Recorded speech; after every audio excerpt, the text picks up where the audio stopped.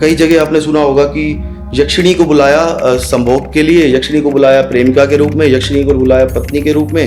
अब यक्षिणी उससे रोज दिन दहाड़े, दिन में, दोपहर में, रात में, हर समय यक्षिणी उससे वही मांगती है। क्या होता है कर्ण पिशाचिनी का वचन? ओम ह्रीम श्रीम उर्वशी आगच्छ आगच्छ स्वाहा।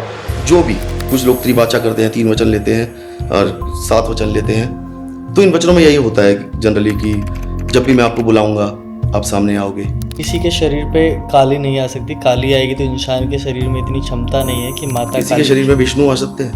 नहीं। राम के शरीर में कैसे आए? वो इंसान थे। काली तो आपके अंदर ही है, उसको बाहर नहीं निकाल सकते। सब उल्टा चल रहा है ना कि काली शरीर में आ नहीं सकती। अरे काली तो शरीर में ही है, तुम काली को बाहर नहीं निकाल सकते क्योंकि तुम अपने अंदर से जितनी भी ये ऊर्जाएं हैं इनको किस तरीके से सामने ले आओगे अपने। मुझ में काली है, आप में काली है, हम जागृत नहीं कर सकते। ये कहो कि पिशाचनी को मैं माँ के स्वरूप में पूछता हूँ, मेरे लिए मेरी माँ कैसी हो सकती है कि भाई मैं बैठा हूँ हाथ पैर अपना बांध के, आसपास भूत प्रेत हांड रहे हैं। जब साधना करता हूँ मेरा सीधा सीधा यही होता है, मैं अपना बैठा हूँ और दिखती हैं चीजें घूम रही हैं और मैं बेफिक्र होकर ना उनको यूं देखता रहता हूँ। कभी कभी कुछ दिन और जब आप आगे बढ़ाओगे फिर लगेगा कि कोई कान में कुछ कहने की कोशिश कर रहा है, उनसे बात करने की कोशिश कर रहा है। यहाँ तक आप समझ जाओगे कि हाँ, जो साधना में कर रहा था शायद वो चीज़ अब सामने आ गई है। धनुस्तंभन में हम अपनी शक्ति के थ्रू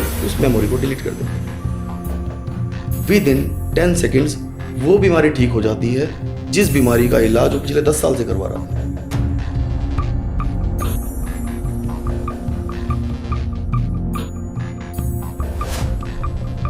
हेलो गाइस, कैसे हैं आप लोग?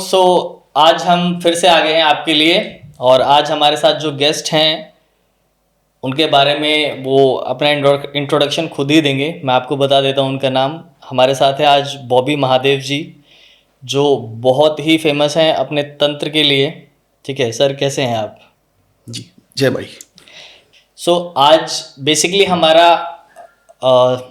सर को बुलाने का हमारा मेन उद्देश्य है, हमें जानना है एक्चुअल में तंत्र क्या है और तंत्र की सीमाएं क्या हैं। बहुत सारे विडंबनाएं चल रही हैं चीज़ों को लेके, 1.5 फुटिया की उत्पत्ति को लेके, 1.5 फुटिया है या नहीं है, और भी बहुत सारी चीज़ें हैं जिनके जवाब आज हम जानेंगे सर की ज़ुबानी। तो सर, आप मुझे बेसिकली हमारे गेस्ट को ये बताइए कि आपके लिए या जगत के लिए जो तंत्र का एक मतलब है, लोगों ने जो बना रखा है कि तंत्र का मतलब टोटका या काला जादू, ठीक है, आपके लिए तंत्र का क्या मतलब है? देखो, अगर तंत्र के बारे में जानना है ना तो सबसे पहले ना हमें ये जानना चाहिए कि तंत्र क्या है और तंत्र कहाँ है। तो उसके लिए हम ना तंत्र की शुरुआत से बात करते हैं। जब धरती नहीं थी, जब सृष्टि नहीं बनी थी, जब एक ब्रह्मांड बस एक स्पेस था, काला स्पेस जिसमें उल्काएं घूम रही थी, जब भगवान भी नहीं थे, वहां से शुरू करते हैं। ठीक है। अब जो पुराने ग्रंथ हैं उनमें सबसे पहला जो शिव महापुराण है उसमें क्लियर लिखा हुआ है कि ब्रह्मांड में भगवान के आने से पहले, मतलब ब्रह्मा विष्णु और महेश के आने से पहले सबसे पहले एक लिंग की उत्पत्ति हुई थी, जिसे शायद अनंत ज्योति भी कहते हैं। जिसे अनंत ज्योति भी कहते हैं। राइट। उस लिंग में से 3 स्वरूप निकले थे, ब्रह्मा विष्णु और महेश। ये पहली बार 3 स्वरूप मिले थे जो साकार थे, जिनका आकार था। राइट। उससे पहले जो था उसका कोई आकार नहीं था, वो बस एक ज्योति थी। मतलब ब्रह्मा विष्णु और महेश के होने से पहले एक ज्योति थी। क्लियर? तो वो ज्योति कैसे बनी और उस ज्योति से पहले क्या था? ये तो सर एकदम कठिन रहस्य है। मैं भी नॉर्मली किताबों में पढ़ता हूँ, लेकिन अनंत ज्योति से पहले का कुछ नहीं पता किसी को। ब्रह्मांड जिसमें ऊर्जाएं तो थी पर ऊर्जाएं खंडित थी। जैसे हमारा शरीर अलग अलग तत्वों से बना है, अगर इन तत्वों में से एक तत्व भी हटा दिया जाए तो शरीर नहीं रहेगा। करेक्ट। तो इसी तरीके से जिन ऊर्जाओं को मिलाकर वो ज्योति बननी थी, मतलब वो ऊर्जाएं पहले खंडित थी, वो मिल नहीं पाई। ऊर्जाएं ब्रह्मांड में घूम रही थी, तो उनमें सबसे पहले एक ऐसी ऊर्जा का निर्माण हुआ जिसके अंदर ना एक मैग्नेटिक शक्ति थी। उस मैग्नेटिक शक्ति ने क्या करा, अपनी तरफ बाकी ऊर्जाओं को खींचना शुरू करा। जो भी ऊर्जा आसपास से जाती थी वो उसको खींच के अपनी तरफ अट्रैक्ट करती थी। और धीरे धीरे धीरे धीरे ब्रह्मांड में जितनी ऊर्जाएं थी, जब वो सारी एक ही जगह पे अट्रैक्ट हुई, तब जाके उस ज्योति का निर्माण हुआ। ओके। तो उस ज्योति में से 3 स्वरूप निकले, ब्रह्मा, विष्णु और महेश। अब जो वो मैग्नेटिक शक्ति थी वो क्या थी? कहते हैं ब्रह्मा, विष्णु और महेश के माता पिता नहीं है, मतलब उनको बनाने वाला कोई तो है। कोई तो है, करेक्ट। अगर ब्रह्मा, विष्णु और महेश तीनों को मिला दिया जाए तो अनंत वो ज्योति बनती है, जिसको निरंजन भगवान कहा जाता है, सदाशिव कहा जाता है, निराकार भगवान कहा जाता है। निराकार। उन निराकार भगवान को बनाने वाली भी एक शक्ति थी जिसने बाकी ऊर्जाओं को अट्रैक्ट करा। वो थी पराम्बा जगदम्बा, आदिशक्ति। मतलब ब्रह्मा, विष्णु, महेश, जिनके पिता शिव हैं, और शिव की माता वो जगदम्बा है जो सबसे बड़ी है। देवी पराशक्ति भी कहते हैं जिन्हें। अब लिंग बना, लिंग में से ब्रह्मा, विष्णु और महेश ये बने, जिनके 3 साकार रूप थे। इनके बनने का कारण क्या था, ये किस तरीके से बने? जब पराम्बा जगदम्बा ने उस लिंग का निर्माण किया ना, तो उसके अंदर जो माया का स्वरूप डालना था, जो एक आकार देना था, ये वो माया के रूप है। इसका मतलब सीधा सीधा ये हुआ कि जनरली हम पढ़ते हैं कि भगवान शिव ने तंत्र बनाया। करेक्ट। तंत्र की उत्पत्ति शिव से हुई, यही माना जाता है। अगर शिव से पहले ऊर्जाएं एकत्रित हुई हैं, इसका मतलब तो ये हुआ कि तंत्र ने शिव बनाया है। मतलब तंत्र सबके पिता हैं, ब्रह्मा, विष्णु और महेश के पिता निरंजन, उनकी माता आदिशक्ति, और उनके पिता तंत्र। सबसे पहले तंत्र बना। सो आपके लिए तंत्र का मतलब क्या हुआ? एक मिलीजुली शक्ति का सम्मेलन। तंत्र है तरीका, कि पराम्बा जगदम्बा को बनाने के लिए जिस तरीके का इस्तेमाल करा गया वो तंत्र है। ओके। मतलब पहले तरीका बनेगा तभी तो आगे जाके शक्ति बनेगी ना। करेक्ट। शिव ने तंत्र की खोज करी ब्रह्मांड में से कि यहाँ कौन कौन सी ऊर्जाएं थी। वो खोज आज भी चल रही है, क्योंकि ब्रह्मांड लगातार विस्तार कर रहा है। शिव तप में बैठते हैं, क्यों बैठते हैं? उनको अब क्या जरूरत है भाई? जब तंत्र उन्होंने पूरा खोज लिया तो अब क्यों बैठे हैं तप में? क्योंकि ब्रह्मांड फैले जा रहा है, ऊर्जाओं का निर्माण हुए जा रहा है, और उन ऊर्जाओं को वो कैसे खोजेंगे? ब्रह्मांड में घूमेंगे थोड़ी। करेक्ट। फिर कैसे करेंगे? अब यहां उन्होंने क्या करा कि जब सृष्टि का निर्माण करा, मनुष्य का निर्माण करा, तो उस ब्रह्मांड की जो चिप थी ना, मीन्स इतना बड़ा ब्रह्मांड एक छोटी सी चिप में डाल दिया। उस चिप को फिट कर दिया आपके सबकॉन्शियस माइंड में। हर कण में शिव है, कण कण में शिव है। मतलब इसमें भी शिव है, इसमें भी शिव है। राइट। और वो शिव अपने अंदर झांक के ब्रह्मांड के अंदर विचरते हैं, वहाँ से ऊर्जाएं और ढूंढते हैं। मतलब हम भी अगर अपने अंदर, अपने सबकॉन्शियस माइंड के अंदर झांकेंगे तो पूरा ब्रह्मांड यहाँ पे है। अगर इनकी बात करी जाए ना, जो अभी बात कर रहे थे आप, जितनी भी ये शक्तियाँ हैं, जैसे अभी क्या नाम लिया आपने, 1.5 फुटिया, या मार्केट में जो भी और बहुत ज़्यादा प्रचलित हैं, योगिनियाँ, यक्षिणियाँ, कर्ण पिशाचनी या पिशाचनियाँ। यक्षिणियाँ होती हैं, सब होता है। बट क्या इस धरती पे अभी यक्षिणियाँ विराजमान हैं? आप जिसे बनाना चाहेंगे वो बन जाएगा। इंसान को जब भगवान ने बनाया ना, भगवान ने जब सृष्टि बना रहे थे ना, तो बहुत सारे धीरे धीरे जानवर बनाए। जब पृथ्वी का निर्माण हुआ था, पृथ्वी का निर्माण, बिग बैंग थ्योरी क्या कहती है कि पृथ्वी एक गैस का गोला थी, आसपास से उल्काएं घूम रही थी, उस गोले के अंदर ग्रेविटेशनल पावर आई। ये सेम कहानी है जो अभी मैंने लिंग बनाने की शुरुआत की थी कि उस लिंग में एक मैग्नेटिक शक्ति थी जिसने ऊर्जाएं अपनी तरफ खींची। अब ये फिजिकल फॉर्म हो गई। यहाँ पे एक गैस का गोला था जिसमें ग्रेविटी आई, अब इसने फिजिकल उल्काएं अपनी तरफ खींची। वहां पे ऊर्जा से काम हो रहा था या फिजिकल तरीके से काम हो रहा था।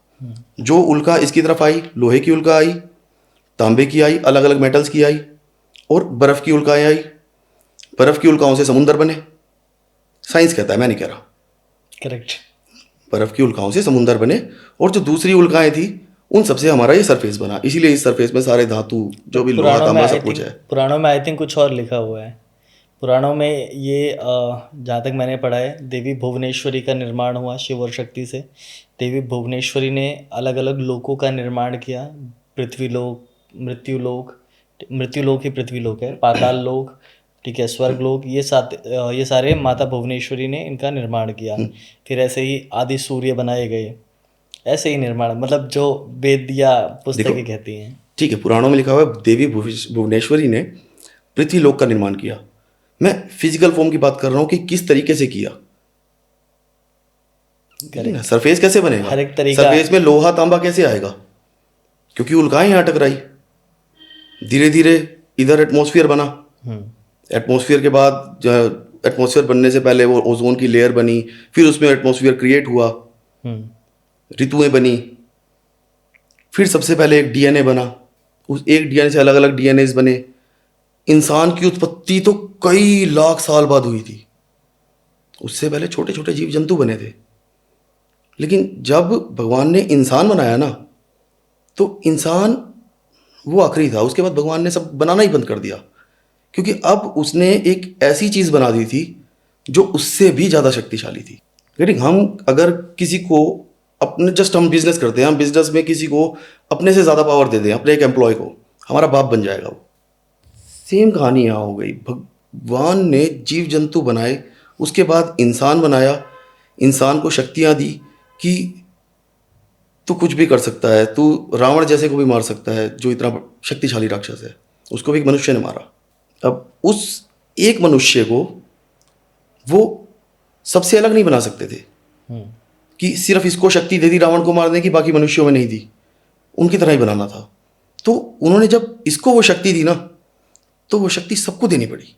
जब मनुष्य को ये शक्तियां दी ना कि तू जप के थ्रू, तप के थ्रू, जो बाकी शक्तियां जो ब्रह्मांड में है उनको अपनी तरफ अट्रैक्ट कर सकता है, उनको सिद्ध कर सकता है।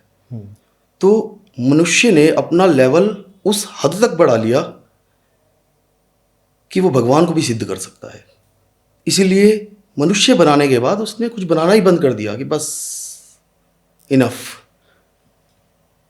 अब रही बात इन सब की शक्तियों की, योगिनियां, यक्षिणियां, देखिए देखा जाए तो ये हमारे दिमाग की उपज भी है और ये एग्जिस्ट भी करती है। अब दिमाग की उपज कैसे है और एग्जिस्ट कैसे करती हैं, ये दोनों एक दूसरे के संपूरक हैं, क्योंकि दिमाग से उपजी है तभी एग्जिस्ट करती है। इसको और आसान भाषा में अगर समझाऊं ना, तो ग्रंथों के अंदर जो जो कैरेक्टरिस्टिक्स लिखे हुए हैं योगिनी की, यक्षिणी के, डेढ़ फुटिया या पिशाचनी, डायन, शाकिनी, हाकिनी, जो जो कैरेक्टरिस्टिक्स लिखे हुए हैं, अगर आज मैं चाहता हूं कि जस्ट आप इसको इस तरीके से लेकर चलो। हाँ, शिवलिंग होता है, जब हम मंदिर में जाते हैं तो शिवलिंग होता है, उसकी एक जलधारी होती है, ठीक।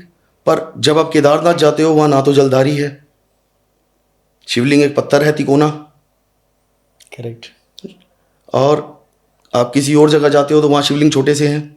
मीन्स हम भगवान को जैसा देखना चाहते हैं वो वैसे बन जाते हैं।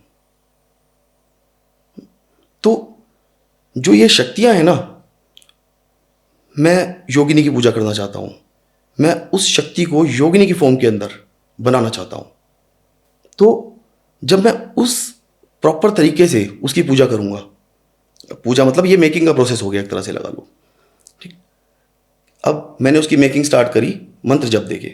मंत्रों में हर शक्ति का ना एक बीज होता है, क्योंकि ये शक्तियां हैं जो ये फिजिकल नहीं है, ये नॉन फिजिकल है, तो इनका बीज भी फिजिकल नहीं हो सकता पौधों की तरह। इनका बीज भी नॉन फिजिकल होता है। वो इस तरीके से जैसे हम किसी भी भगवान का मंत्र जपते हैं, काली माता का जपा तो क्रीम बीज आया, कृष्ण का जपा तो क्लीम बीज आया, हनुमान जी का जपा तो ओम हम हनुमते नमः हम बीज आया वहाँ पे। तो हर शक्ति का एक बीज होता है जो ध्वनि से होता है। अब हमने इस ध्वनि का जब उच्चारण करा, आप उच्चारण मत करो, भले आप मानसिक ध्यान करो उसका, हम मानसिक ध्यान भी करते हैं तो हमारा दिमाग वाइब्रेट करता है, करेक्ट। मीन्स वाइब्रेशंस यहाँ से भी पैदा होती हैं।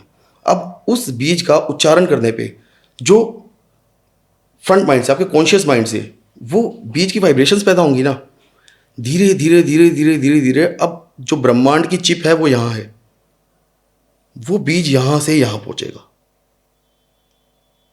और यहाँ से वो शक्ति का निर्माण होगा। अब जैसे उर्वशी की साधना होती है, हम अप्सराओं पे आते हैं सबसे पहले, सबसे सुंदर एंटिटीज, सबसे सुंदर। ठीक। अप्सराओं में जो सबसे मार्केट में फेमस है वो है नाभि दर्शना या उर्वशी। मतलब नाभि दर्शना एक ही है, उर्वशी भी एक ही है। 10 लाख लोग उसे सिद्ध कर रहे हैं, कैसे?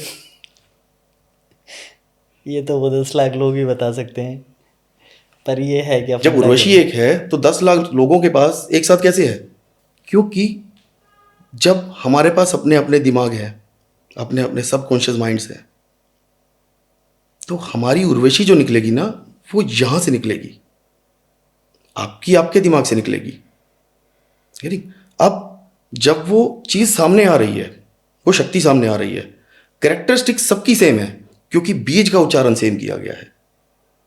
खाद सबकी एक जैसी है, सॉरी खाद कह लो या मिट्टी कह लो, मिट्टी सबकी एक जैसी है, पौधा सबका एक जैसा निकलेगा क्योंकि हम बीज ऊर्जा के रूप में वहां डाल रहे हैं। और इसको इस तरीके से भी कह सकते हो कि हमारी जो आत्मा है, जो परमात्मा का ही एक अंश है, उस एक आत्मा के अंदर सभी चीजें हैं, उसी में योगिनियां भी हैं, उसी में यक्षिणियां भी हैं। हमने उसमें से एक पार्ट को निकाल के अपने सामने प्रत्यक्ष कर दिया। पता है क्या, मैं भी नॉर्मल एक जिम ट्रेनर था यार, मेरा जिम है अभी भी है, और जस्ट जिम की स्टडीज, नॉर्मली प्रोफेशनल लाइफ, इन सब में जब मैं था तो मैं कैसे बिलीव कर लूँ तांत्रिक विद्याओं में?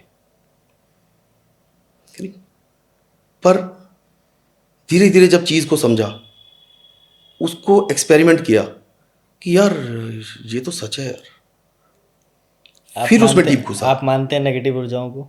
मानते नहीं सर, हैं, क्लियर कट हैं, चलती हैं ये बिल्कुल।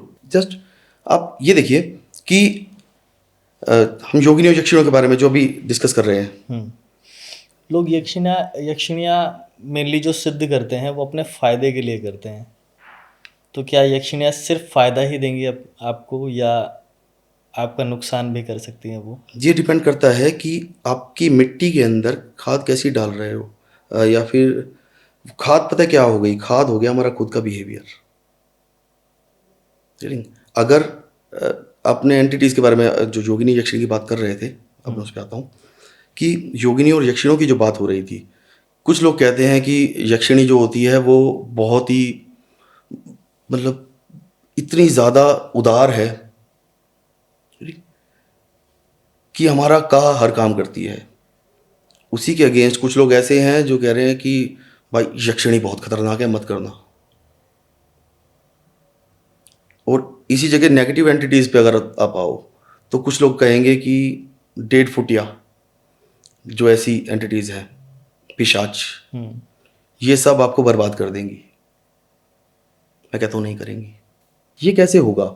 मान लीजिए मैंने यहाँ से एक बीज का उच्चारण करके जब यहाँ तक ट्रांसफ़र करा, तो इधर से निकलने वाली जब वो शक्ति होगी ना, जब वो शक्ति का पौधा उगेगा, जो वो शक्ति बाहर आएगी, तो उसके अंदर जो कैरेक्टरिस्टिक्स गए वो कहाँ से गए?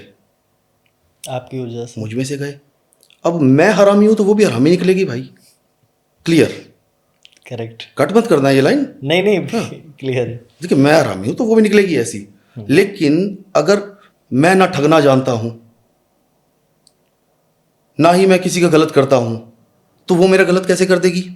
कई जगह आपने सुना होगा कि यक्षिणी को बुलाया संभोग के लिए, यक्षिणी को बुलाया प्रेमिका के रूप में, यक्षिणी को बुलाया पत्नी के रूप में। अब यक्षिणी उससे रोज दिन दहाड़े, दिन में, दोपहर में, रात में, हर समय यक्षिणी उससे वही मांगती है, संभोग। क्योंकि जब तू बीज बो रहा था तो तेरे दिमाग में क्या था, मुझे क्या चाहिए, संभोग चाहिए। अब वो जब पौधा उगा है वो क्या मांगेगा, संभोग, क्योंकि आपने सोच वैसी डाली है उसके लिए। क्योंकि उसके लिए सोच वैसी डाली है।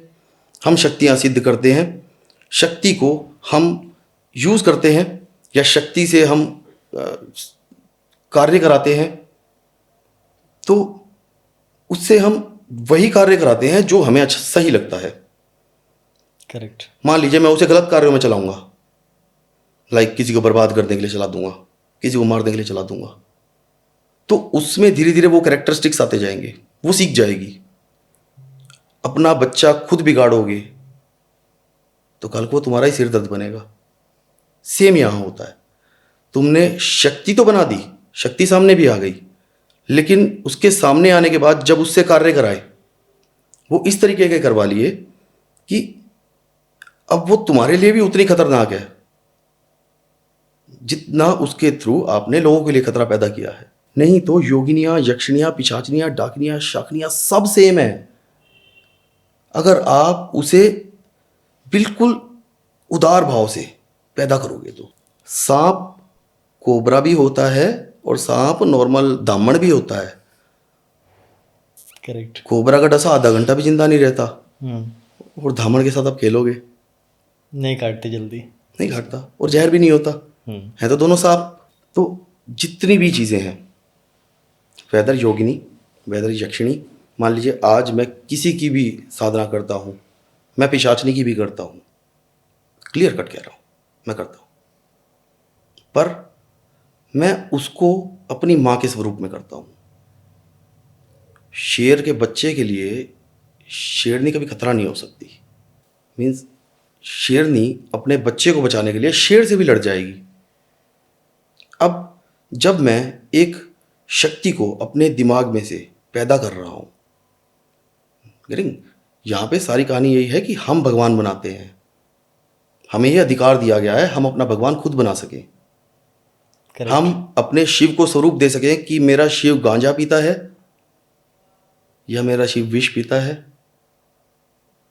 या मेरा शंकर दूध पीता है। अगर आप उसको दूध दोगे तो वो उसमें खुश है। अगर आप उसको एक ऐसा स्वरूप दोगे कि उसकी लंबी दाढ़ी है, बूढ़ा है, तो वो वैसा बन जाएगा। अगर आप उसको ये स्वरूप दोगे कि वो बिल्कुल एक यौवन से भरपूर चेहरा, जिसके सिर पे चंद्रमा है, जिसका तेज ऐसा है कि हम उसे ज़्यादा, मतलब कुछ पलों से ज़्यादा देख भी ना सकें, तो शिव वैसे हैं। करेक्ट। हमारे हिसाब से भगवान अपने आप को ऑन द स्पॉट ढाल लेंगे। सेम यहाँ होता है। शिव ने शिव पुराण में कहा भी है, तुम मुझे जिस रूप में देखना चाहते हो मैं तुम्हें उसी रूप में दिखाई दूंगा। और शिव क्या है? ऊर्जा। ऊर्जा। ये सारी योगिनियाँ, यक्षिणियाँ, ये क्या है? उसी ऊर्जा का अंश। करेक्ट। तो मतलब आप इनको भी जिस रूप में डालना चाहोगे उसी रूप में आएंगे। उसी रूप में आ जाएंगी। अब इसको और आसानी से अगर समझना चाहते हैं ना, तो हम घूम फिर के फिर से अप्सरा पे आएंगे। अब आप प्लीज डिटेल में समझाइए। जस्ट एक अप्सरा, अगर मान लीजिए उर्वशी कैसी दिखती है, आपको क्या लगता है कैसी दिखती होगी? हमने तो जो टीवी में देखी है वही वाली। उर्वशी रौतेला नहीं है। नहीं, उर्वशी मतलब इंद्र के दरबार वाली उर्वशी। इंद्र की दरबार वाली उर्वशी, तो उसमें तो एक जनरल एक एक्टर दिखाया गया। हाँ। एनीवेज, पर कैसी दिखती होगी, कोई अंदाजा? नो उसका आइडिया। चेहरा कैसा होगा? कोई आइडिया नहीं। आप 100 लोगों से पूछोगे तो 100 लोग अलग अलग बताएंगे। क्योंकि जब मैं साधना कर रहा हूँ, ये जो चक्र होते हैं हमारे, मूलाधार चक्र, वहां से हमारी ऊर्जा जब ऊपर की तरफ बढ़ रही है, तो अप्सरा जो निवास करती है ना, मतलब जब अप्सरा को हमने जपना शुरू करा, उसका बीज जपना शुरू करा, उसको अपनी तरफ अट्रैक्ट करना शुरू करा, बट किसी भी बीज से, ओम ह्रीम श्रीम उर्वशी आगच्छ आगच्छ स्वाहा, जो भी हमने जपना शुरू करा, और धीरे धीरे ऊर्जा ऊपर की तरफ बढ़ी। अब अप्सरा बैठती है हमारे हृदय के चक्र पे, क्योंकि हम उसे प्यार के लिए बुलाते हैं, प्रेम के लिए बुलाते हैं, मुझे एक गर्लफ्रेंड चाहिए। क्योंकि भावना यही होती है ना कि गर्लफ्रेंड चाहिए मुझे। अप्सरा क्यों बुलाएगा बंदा, उसको उससे क्या काम। तो इसीलिए वो हृदय के चक्कर पे आके बैठती है। अब उस समय मान लीजिए मैं जप रहा हूं, जपते समय मैंने एक दिमाग में इमेज बनाई कि मेरे लिए अप्सरा ऐसी हो सकती है, उसका चेहरा ऐसा हो सकता है। आप नहीं बनाएंगे तो भी आपका जो सबकॉन्शियस माइंड है ना, ये अपने आप आपने अपने पिछले 7 जन्मों में जितने भी चेहरे देखे होंगे उनमें से जो सबसे ज्यादा सुंदर चेहरा आपको दिखा होगा वो यहां फीड है। करेक्ट। यहां आपको याद नहीं है तो जो यहां फीड है ना, वही उर्वशी आपके सामने आएगी। तो सेम भगवान है, जिस रूप में चाहोगे वो उस रूप में सामने आएंगे। सेम अब यही पिशाचनी पे मैं बात कर रहा था कि पिशाचनी को मैं माँ के स्वरूप में पूछता हूँ। मेरे लिए मेरी माँ कैसी हो सकती है कि भाई मैं बैठा हूँ हाथ पैर अपना बांध के, आसपास भूत प्रेत हांड रहे हैं। जब साधना करता हूँ मेरा सीधा सीधा यही होता है, मैं अपना बैठा हूँ और दिखती हैं चीज़ें घूम रही हैं और मैं बेफिक्र होकर ना उनको यूँ देखता रहता हूँ। कभी कभी जब तक जाप कर रहा हूँ और कभी मन करा कि चल आंखें खोलता हूँ, फिर मैं यूँ बैठ जाता हूँ। मुझे फ़र्क नहीं पड़ता कि मैं शमशान में बैठा हूँ, यहाँ चिता जल रही है, फ़र्क नहीं पड़ता। क्यों? क्योंकि मुझे पता है कि यहाँ कोई है, पीछे कोई है। उसके रहते ये मुझे छू भी नहीं सकते। तो उस भाव से करो ना। आप कर्ण पिशाचनी को कर रहे हो, माँ कर्ण पिशाचनी को। अब माता कर्ण पिशाचनी की साधना कर रहे हो, हमने यूट्यूब खोला कर्ण पिशाचनी की साधना कैसे की जाए, वहां पर लिखा हुआ आएगा कि कर्ण पिशाचनी को प्रेमिका के रूप में कर सकते हो, पत्नी के रूप में कर सकते हो, माता के रूप में कर सकते हो। सबसे पहले ही हमारे अंदर क्या जगा दी? वासना। सीधा ध्यान जब वो प्रेमिका वाला टॉपिक आएगा ना, कर्ण पिशाचिनी को प्रेमिका के रूप में सिद्ध करें, सो आगे के टॉपिक कोई नहीं पड़ता है कि माता वाले। और अब बीज देखो कैसा बना। सबसे पहला बीज बना पिशाचनी, पिशाच का बीज। मीन्स अगर वो कुछ करना चाहेगा तो वो सही गलत नहीं देखेगा, वो कर देगा। उसी बीज में तुमने डाल दी वासना। अब क्या होगा? वो अब वैसा ही बनेगा। आपको वो दिखती है, उसको आप दिखते हो, उसके लिए और कोई है ही नहीं, क्योंकि आप वचन ले चुके हो, वचन दे चुके हो। क्या होता है कर्ण पिशाचिनी का वचन? वचन सबके सेम होते हैं। कोई भी आप सिद्धि करोगे, कोई भी साधना करोगे, सबके वचन सेम होते हैं।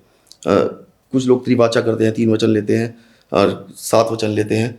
तो इन वचनों में यही होता है जनरली कि जब भी मैं आपको बुलाऊंगा आप सामने आओगे, तो ये हाथ में जल देकर वचन किए जाते हैं। अगर प्रत्यक्ष साधना कर रहे हो तब। इट्स नॉट कि अप्रत्यक्ष साधना की बात नहीं कर रहा हूँ मैं। अप्रत्यक्ष साधना है तो शुरुआती दौर होता है तो उसमें शक्ति खासकर अपना ही चलाती है। पर उसको आप जब और ज़्यादा डीप लेकर के जाते हो ना, होता क्या है, जब भी आप साधना करना शुरू करोगे, मान लीजिए आपको साधना दी गई 21 दिन की कि 21 दिन की ये एक साधना है, इससे आपसे कोई योगिनी सिद्ध हो जाएगी। योगिनी त्रिकालदर्शी योगिनी की बात कर लेते हैं हम, ठीक। अब वो योगिनी कहाँ बैठेगी? यहाँ आज्ञा चक्र पे। क्योंकि आप जब देखोगे तो मेन फोकस यहाँ होगा, जिस सामने वाले का भूत भविष्य वर्तमान देखना होगा। 21 दिन की साधना होगी तो जब 10 12 15 दिन हो जाएंगे ना, सडन आपको ना कुछ चेंजेस दिखाई देंगे अपने साथ। कुछ चेंजेस इस तरीके से कि बॉडी में वाइब्रेशंस शुरू होंगी, जो नॉर्मल योग ध्यान में भी होती हैं, क्योंकि वो ऊर्जा ट्रेवल कर रही होती है, वो ऊर्जा की वाइब्रेशंस होती है। मीन्स ऊर्जा ऊपर बढ़ रही है। धीरे धीरे क्या होगा, जैसी ऊर्जा हृदय को क्रॉस करके यहाँ पहुँचेगी विशुद्धि पे, तो कुछ ऐसी चीज़ें होंगी कि गला खराब रहना शुरू हो गया, क्योंकि अब इस चक्र पे काम होना शुरू हो गया। धीरे धीरे धीरे धीरे जब अजना पे यहाँ वो ऊर्जा पहुँचेगी, ऊर्जा के यहाँ पर पहुँचते ही योगिनी का निर्माण हो गया। अब यहाँ तक पहुँचते ही सबसे पहले क्या होता है, कोई भी चीज़ एंटिटी बनती है जब, तो घुंघरूओं की आवाज़ें आती हैं। 10 से 15 दिन में स्टार्ट हो जाएंगी। पर ये सब करने से पहले ना हमें हमेशा ये ध्यान रखना चाहिए कि हम अपने कैरेक्टरिस्टिक्स को ठीक करें, क्योंकि वो अगर बहुत सरल बनी, निर्मल बनी, तो आप सरवाइव कर जाओगे। यहाँ पे अगर उस एंटिटी का जो बिहेवियर हुआ वो उग्र हो गया तो शुरुआती साधक नहीं संभाल पाते। धीरे धीरे क्या होगा कि अब मुझे घुंघरू की आवाज़ें शुरू होना लगी, फिर अब मुझे फील होने लगा कोई मुझे टच कर रहा है।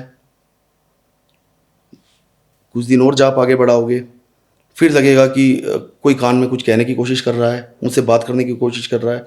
यहाँ तक आप समझ जाओगे कि हाँ, जो साधना में कर रहा था शायद वो चीज़ अब सामने आ गई है, पर अप्रत्यक्ष है। अभी ना तो वो आपको दिखती है, ना आपसे बात करती है, बस आपको ना कहीं हिंट देती है कि मैं हूं और तेरे आसपास हूं। फिर 21 दिन की साधना जो होती है ना, उसको आगे बढ़ाना पड़ता है। अब इट डिपेंड्स कि आप कितना ज़्यादा ध्यान देकर उसको वो खाद दे पाते हो कि वो शक्ति और ग्रो करे। यानी अभी पौधा बना है, पौधे के अंदर भी फल लगने हैं, पौधा बन के अप्रत्यक्ष रूप में सामने आ गया है। अब खाद देना शुरू करी, धीरे धीरे वो पौधा और ज़्यादा मजबूत होगा। देन एक दिन आएगा जब वो आपके सामने प्रत्यक्ष होगी, सामने आती है। अगर आपने एक बार किसी भी शक्ति को सामने प्रत्यक्ष किया तो ये चीज़ आपके लिए ना कॉमन हो जाएगी, शक्तियों को प्रत्यक्ष करना। आप भी तो एक आत्मा हो, मेरे सामने हो, करेक्ट। तो सेम भी वो है, वो भी मेरी आत्मा का ही एक अंश है। मैंने अपनी आत्मा को ट्रेन करा कि तू मुझे 3 काल दिखाएगी, मेरे सामने जो भी बैठा होगा उस पर्सन की, उस ऊर्जा को मैंने ट्रेन करा, वो बीज देकर। या कह सकते हैं कि ट्रेन तो उस बीज से पहले ही थी, पर मैंने निर्माण करा। होता क्या है कि यहाँ पर मैंने कोई भी शक्ति बनाई, मैंने एक यक्षिणी की साधना करी जो धन ला करके देती है। मैंने उसका अगर उसकी साधना करनी है ना, तो मेरे को दिमाग में सिर्फ एक चीज़ रखनी है कि ये अगर आएगी, सिर्फ धन धन धन धन धन, दैट्स इट। तब जाकर आपके उन वाइब्स से एक ऐसी चीज का निर्माण होगा जो धन ला करके देगी। योगिनी का निर्माण करा बस एक ही चीज सोचकर, त्रिकालदर्शी त्रिकालदर्शी त्रिकालदर्शी त्रिकालदर्शी, तो वो सिर्फ मुझे त्रिकालदर्शी कार्य देगी। यहीं पे जब हम भगवान को प्रत्यक्ष करना चाहते हैं, अब भगवान की हमारे अंदर एक क्या इमेज है कि जिसने ब्रह्मांड बनाया है, जिसके अंदर सब कुछ है जो वर्ल्ड में है, जो यूनिवर्स में है। मतलब योगिनी की पावर भी उसमें है, यक्षिणी की पावर भी उसमें है। तो उस भगवान को सिद्ध करके सामने लाने के लिए आप में ये पावर होनी चाहिए एटलीस्ट कि आप ये जितनी भी एंटिटीज हैं इन सबको सिद्ध कर पाओ। हमारे 50, 60, 70, 100 साल की ज़िंदगी में तो पॉसिबल नहीं है। इसीलिए कुछ महात्मा आप सुनते होंगे जो गोमुख से ऊपर तपोवन में हैं, कई कई युगों में जो अपनी एक बार आंख खोलते हैं, वो किस लिए लगे हुए हैं? उसको सिद्ध करने के लिए जिसमें सब कुछ है। और चीज़ें कई बार स्क्रॉल करते टाइम सुनता हूँ कि शरीर में काली नहीं आ सकती, इस पे डिबेट चल रहा है। शरीर में हनुमान जी नहीं आ सकते, इसमें डिबेट चल रहा है। ये तो आई थिंक सत्य है कि किसी के शरीर पे काली नहीं आ सकती। काली आएगी तो इंसान के शरीर में इतनी क्षमता नहीं है कि माता किसी के शरीर में विष्णु आ सकते हैं? नहीं। राम के शरीर में कैसे आए? वो इंसान थे। वो तो इंसान थे, शरीर किसका था? इंसान थे, शरीर इंसान का था, उसमें लेकिन कौन थे? विष्णु जी, फिर वो तो उनका अवतार थे ना। अच्छा, किसी के शरीर में शिव आ सकते हैं? अब आप बोलेंगे अश्वत्थामा, कण कण में शिव है, कण कण में शिव है। उस शिव में काली है। हम्म, काली तो आपके अंदर ही है। हाँ। उसको बाहर नहीं निकाल सकते। बाहर नहीं निकाल सकते। मतलब ये सब उल्टा चल रहा है ना कि काली शरीर में आ नहीं सकती। अरे काली तो शरीर में ही है। तुम काली को बाहर नहीं निकाल सकते, क्योंकि तुम अपने अंदर से जितनी भी ये ऊर्जाएं हैं, इनको किस तरीके से सामने ले आओगे, अपने किस तरीके से जागृत कर लोगे। मुझ में काली है, आप में काली है, हम जागृत नहीं कर सकते, ये कहो। जो रियलिटी है, सब मूर्खता फैलाए जा रहे हैं भेड़ चाल के अंदर। काली यही है, वो चेतना है, वो ऊर्जा है, वो ही नहीं होगी तो कैसे हम जीवित हैं। अगर मैं कहता हूं कि हम अपने सबकॉन्शियस माइंड से उस माता काली की या उस पराम्बा जगदम्बा की बनाई हुई या एकत्रित करी हुई किसी भी एक ऊर्जा का निर्माण कर सकते हैं, मतलब सारी ऊर्जाएं हैं ना इसमें, सारी ऊर्जाओं का मतलब ही काली हुआ या जगदम्बा हुआ, सब यहाँ फिट है। समझ वाली बात है कि हम समझना नहीं चाहते हैं। हम भूत प्रेत को ऐसा ही देखना चाहते हैं कि वो भूत प्रेत हैं, गंदे शरीर, शरीर पे पूरे बाल ही बाल, वीराना की जास्मीन, बंद दरवाजा का नेवला या दैट कौन सी मूवी थी जिसमें वो भूत दुल्हन उठा के ले जाता था, संजीव की, दुल्हन बनी डायन ऐसे कुछ वट करके जो भी। थी। मतलब हम भूत को देखना इस तरीके से चाहते हैं। अगर मैं इसको देखना चाहूँगा तो बहुत उत्तम साधनाओं में एक साधना है भूतनी की साधना। क्योंकि इमेजिन ना, उस भूतनी में कितनी पावर है। आप उस पावर को अगर सही जगह पे यूटिलाइज करोगे तो कैसे गलत होगी। ये सब तो माया के रूप है ना, कि बाल वाला शरीर दिखा दिया। आप उस भूतनी को बोलो आप मेरे सामने जब आ रहे हो एक सुंदर स्त्री के रूप में आओ, वो आ जाएगी। वो तो ऊर्जा है ना।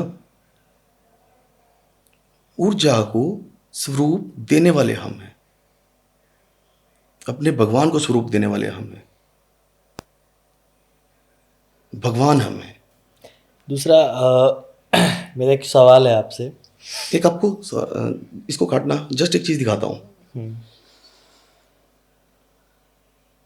एक नॉर्मल सी चीज, कुछ भी खाने का रखा है यहाँ पे, आप मंगवाओ, उसके बीचों बीच शिव ओम का निशान होगा। ना हुआ तो इस चेयर से उठ जाऊंगा।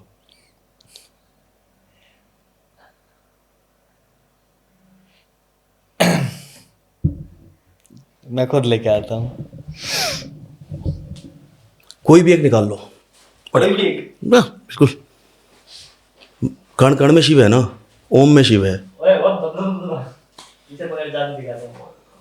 इट्स नॉट जादू।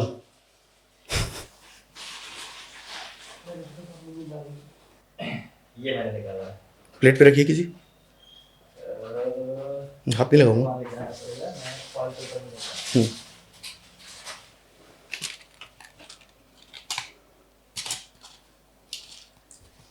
जस्ट अगर आप पिक्चर क्लिक करना चाहो, पिक्चर क्लिक करो फोन में अपने।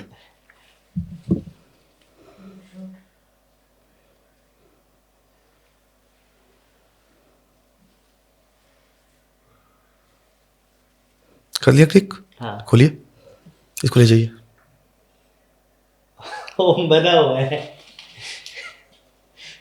ये देखिए। हाथ की सफाई है? नहीं भाई, मैं कैमरे में बता देता हूँ।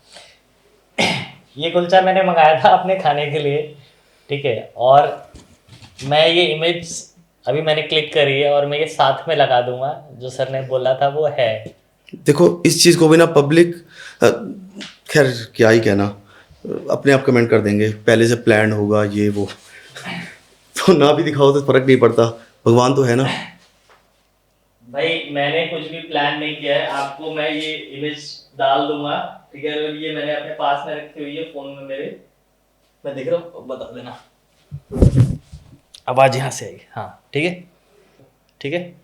सो भाई जैसा कि सर ने कहा था, मैंने ये इमेज क्लिक कर ली है और यस आई कैन सी जो भी सर ने कहा था, और मैं ये इमेज अपलोड कर दूंगा। अगर आपको लगता है कुछ प्री प्लान्ड है, जस्टिफाइड है, मेरे यहाँ पे पीछे बैकग्राउंड में भी बंदा है, मैं उसकी भी फुटेज डाल दूंगा, ठीक है। और देखो प्री प्लान्ड तब होता है जब मुझे जादू दिखाना हो। मैंने कुछ नहीं किया, मैंने बस भगवान दिखाया है जो एग्जिस्ट करता है। बिहाइंड द पॉडकास्ट मैंने इसलिए शूट कर लिया है। सो सर ये कैसे है और क्या है, मतलब मैं, देखो मैं अभी निशब्द हूँ और ये है क्या, मतलब मैंने कभी भी ऐसी चीज़ें नहीं देखी हैं और मैंने लाइव पहली बार ये चीज़ देख रहा हूँ। सो है क्या? देखिए, यहाँ पे आने का मकसद पता है क्या है? जो झूठ परोसा जा रहा है ना, एटलीस्ट एक कोशिश ही कह लो कि सच सामने लाने का। या तो तंत्र गुप्त था, मेरे हिसाब से गुप्त रहना चाहिए फॉर एवर। बस उसी के सामने आना चाहिए जो गुरु से शिष्य, शिष्य से शिष्य, जो एक पद्धति पे चल रहे हैं। पर अगर तुम उसको सामने ला ही रहे हो, पूरे वर्ल्ड को शो कर रहे हो तंत्र क्या है, तो सही तो शो करो। मजाक बना रहे हो। मैंने कोई जादू नहीं किया, मुझे कोई चमत्कार नहीं आता। जो आपने देखा वो उसका किया धरा है। ये मैंने लाइव देखा है पहली बार। मैंने कुछ नहीं किया। मैं यार सामने पत्ता रख दो, मैं पत्ता नहीं हिला पाऊंगा, पर दृष्टि जरूर खोल पाऊंगा। जो आपको नहीं दिखता वो जरूर दिखा सकता हूं। अगर यक्षिणी को कोई प्रेमिका रूप में सिद्ध करे, क्यों करे? कोई करे, क्योंकि लोगों की इच्छाएं होती हैं, ठीक है, लोगों की, कलयुग की यही इच्छा है। अगर कलयुग में जो लोग आजकल हैं या जितने बाबा हैं वो यही ज्ञान देते हैं कि प्रेमिका रूप, बहुत सारे लोगों का तो कहना ही यही है कि यक्षिणी को सिर्फ प्रेमिका रूप में सिद्ध किया जाता है। तो क्या ये सही है कि सिर्फ प्रेमिका रूप नहीं, में? ऐसा कुछ नहीं होता। हाँ, डिपेंड करता है कि मेंटेलिटी जो खराब करी जा रही है ना, समझ रहे हो, ये भी एक चाल है, कह सकते हो कि अपने ही धर्म में बैठे हुए विधर्मियों की, जो इन पूजनीय चीज़ों को इस रूप में हमारे सामने लाना चाह रहे हैं, हमें बर्बाद करने के लिए।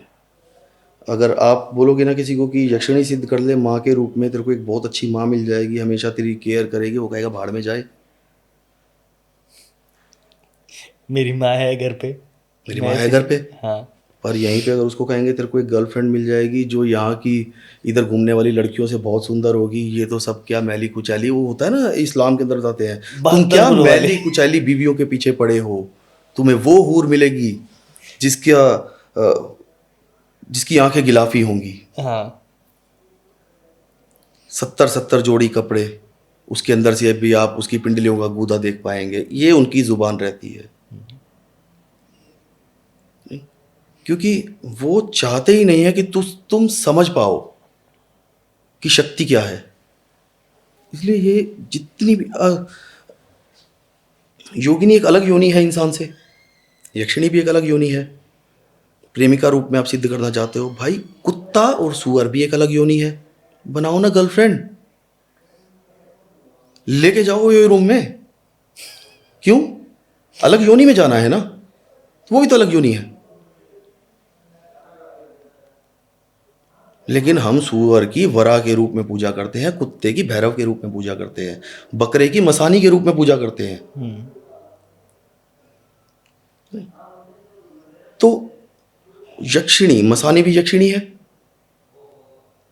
हाँ, जा बना गर्लफ्रेंड।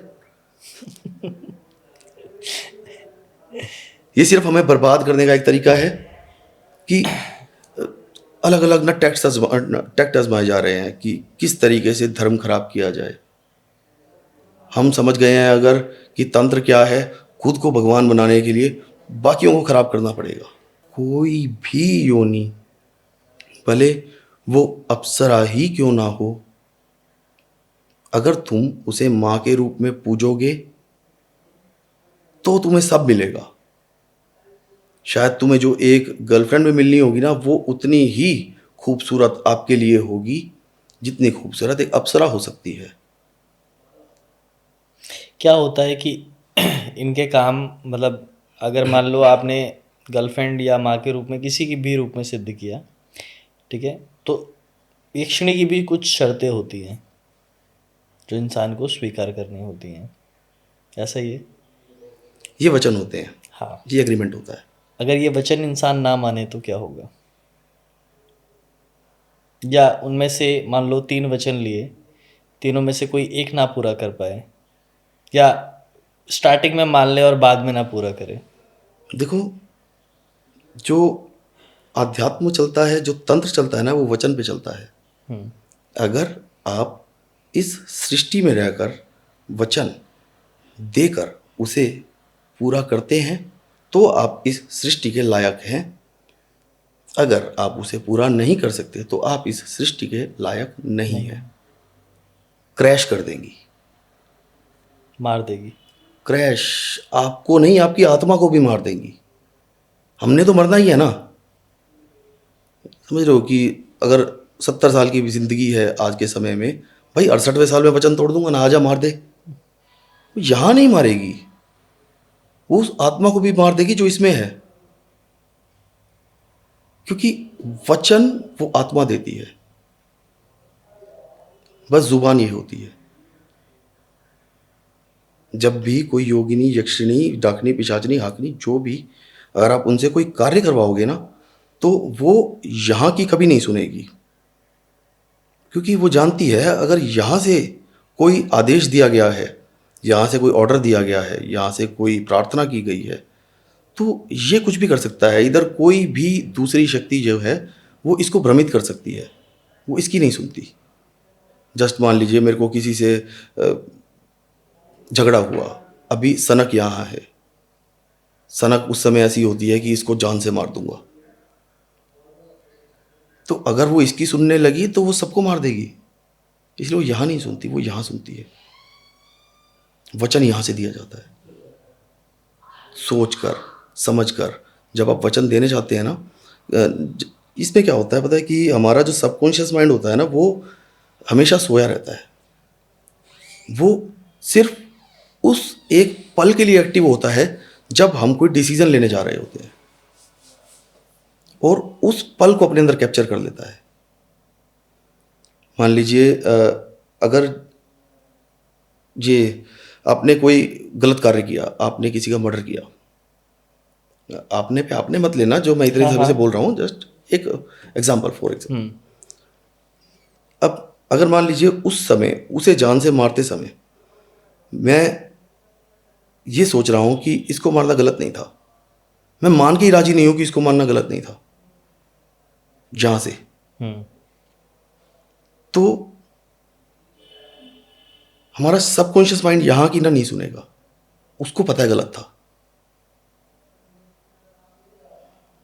अगर यही वचन दिया है, आप यहां से सोच सकते हो कि अरे तोड़ भी दूंगा तो क्या फर्क पड़ जाएगा, लेकिन ये जो है ना, इसमें रूल्स एंड रेगुलेशंस फीड करे हुए हैं, ये यहां की नहीं सुनेगा। और अगर आप तंत्र में आना चाहते हो, तंत्र में आगे बढ़ना चाहते हो, तो आपको यहां समझना पड़ेगा सबकॉन्शियस माइंड पे कि वहां के रूल्स एंड रेगुलेशंस क्या है, किस तरीके से मुझे चलना है। अगर आगे बढ़ना चाहते हो तो, अगर नॉर्मल एक आधी कोई प्रेत सिद्ध करके, पीर सिद्ध करके, अपना दरबार लगा के पैसा कमाना है, तो यार फिर तो मतलब फिर प्रोग्रेस कहाँ करोगे? क्या करोगे? पीर लेके बैठ जाओगे, बस पैसा कमा लोगे। कोई और धंधा कर ले, वहां भी कमा लेगा। कमाएगा तो उतना ही जितना तेरी किस्मत में है। भगवान तो एक एक पैसा गिन के देता है ना। उसने अगर आज मेरी जिंदगी में मेरी एक दिन की दिहाड़ी 700 रुपये लिखी हुई है, तो वो 700 रुपये नेट देगा, 701 रुपया नहीं देगा वो। बिकॉज भगवान एक एक रुपया गिन के हमें देता है। अब डिपेंड करता है कि हम उससे निकलवाएं कैसे। तो आप कोई भी काम करो, जब ऊर्जा मूलाधार से ऊपर की तरफ बढ़ती है ना, तो मूलाधार के अंदर, मूलाधार होता है यहाँ सबसे नीचे बेस में, यहाँ पे वासना भरी है। धीरे धीरे वो ऊपर बढ़ता है, हृदय में आया, प्यार बढ़ा, धीरे धीरे वो ऊपर बढ़ा। जब आपके विशुद्धि में आया तो वाक सिद्धि आई, फिर वो अजना में बढ़ा, यहाँ पे ज्ञान मिला, और तीसरी आँख खुली। आप वो देख सकते हो कि जो बाकी लोग नहीं देख सकते हैं। जनरली आप जो भी आपने देखा वो क्या था, क्यों दिखा, क्यों विजिबल हुआ, क्योंकि यहाँ से वो ऊर्जा निकली। वो मेरी सोच में फिक्स हो गया वो। सोच में फिक्स हुआ तो उस पे कैसे बना? उस ऊर्जा ने बनाया। करेक्ट। मतलब वो ऊर्जा निकली पर आपको दिखी नहीं। नहीं दिख। उस पर्टिकुलर माइक्रो सेकंड के लिए आपकी तीसरी आंख खुली थी जब आपने वहां उस पैकेट को खोल के उसको देखा था ना कि इस पे है या नहीं है। एक माइक्रो सेकंड के लिए वो तीसरी आंख खुली थी, बस आप समझ नहीं पाए कि ये खुली है।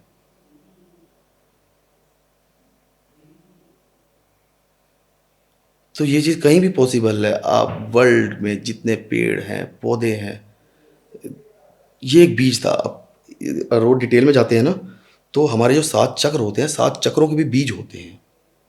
जैसे हम थोड़ी देर पहले बात कर रहे थे कि काली का क्रीम, कृष्ण का क्लीम, हनुमान का हम, तो ये भी हमारे चक्रों के बीज होते हैं।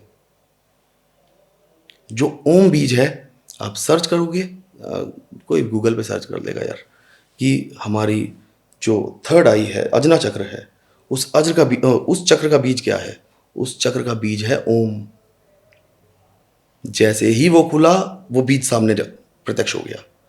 सेम वे जो मैं आपको कह रहा हूं था कि एंटिटीज प्रत्यक्ष होती हैं, इसी तरीके से होती हैं। ये भी फिजिकल फॉर्म में प्रत्यक्ष हुआ, इसी तरीके से वो फिजिकल फॉर्म में प्रत्यक्ष होती है। कि अभी वो बीज जब यहां से निकला तो सामने बन गया, और तब जब वो बीज हमारे अंदर से बाहर आता है तो वो सामने प्रत्यक्ष आ जाती है। ह्यूमन बॉडी में एक ऐसा शरीर जिसको आप छू सकते हो, फील कर सकते हो कि हाँ तू एग्जिस्ट करता है, वो हवा नहीं है। ये ऊर्जाएं जो हैं आपने बताई कि आप इनको पॉजिटिव में भी ले सकते हो, ये ऊर्जाएं लोगों के शरीर पे नेगेटिव इम्पैक्ट क्यों करती हैं? मतलब अगर मान लो किसी के ऊपर आ गई, मतलब लोग कहते हैं कि किसी के ऊपर भूत आ गया, किसी के ऊपर प्रेत आ गया, किसी के ऊपर बुलाकी मसान आ गया, या जो भी आ गया, कोई भी एंटिटी आ गई, तो ये कैसे किसी इंसान को परेशान करती हैं? कुछ लोगों को आपने बुलाकी मसान की पूजा करते हुए भी देखा होगा, हम्म। ये कहते हुए भी देखा होगा कि बुलाकी मसान तो भगवान है।